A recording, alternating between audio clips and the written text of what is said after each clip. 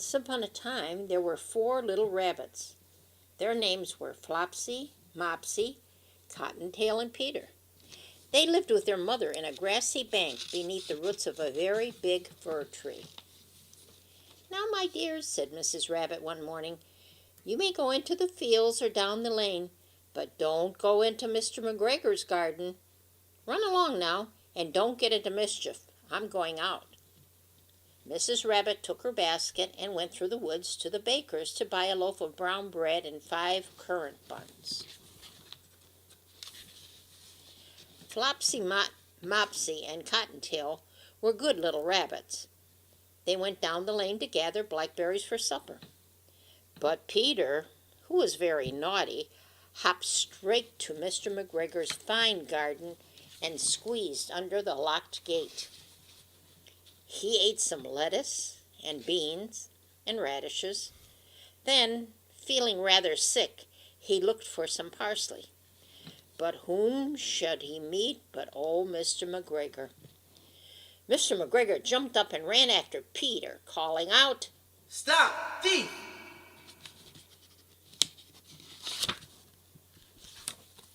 Peter was frightened. He ran all over the garden looking for the gate. He lost one of his shoes among the cabbages, the other shoe among the potatoes. When Peter caught the buttons of his jacket in a gooseberry net, it was a very pretty blue jacket with big brass buttons, quite new. When some friendly sparrows heard Peter crying, they begged him to try to get away before Mr. McGregor caught him. Mr. McGregor was just about to pop a sieve over Peter's head when Peter wriggled out of his jacket and dashed away. He rushed into the tool shed and hid in a can. It would have been a good place to hide if there had not been so much water in it. Presently Peter sneezed, "Kerchoo!" and Mr. McGregor was after him again in no time. Up and down and all around the garden they ran. At last Mr. McGregor gave up and went back to his work. Peter saw a door in the wall, but he was too fat to squeeze under it.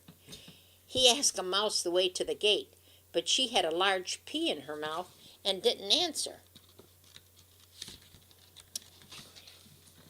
Soon Peter came to a pond where a pretty cat sat, staring at some goldfish.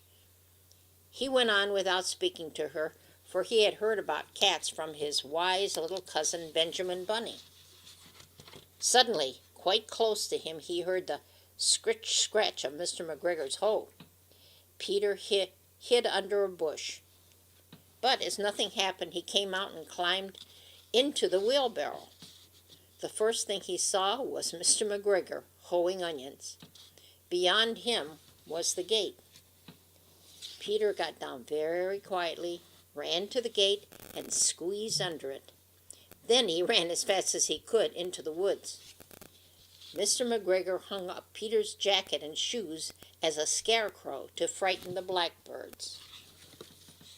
Peter never stopped running until he reached his home in the big fir tree. He was so tired that he flopped down on the soft grass and shut his eyes. His mother was busy cooking. She wondered what he had done with his clothes, for it was the second little jacket and pair of shoes he had lost in a week. Peter did not feel a bit well that evening. His mother put him to bed. She gave him some chamomile tea and gave a spoonful of it to Peter. But Flopsy, Mopsy, and Cottontail had bread and milk and fresh blackberries for supper.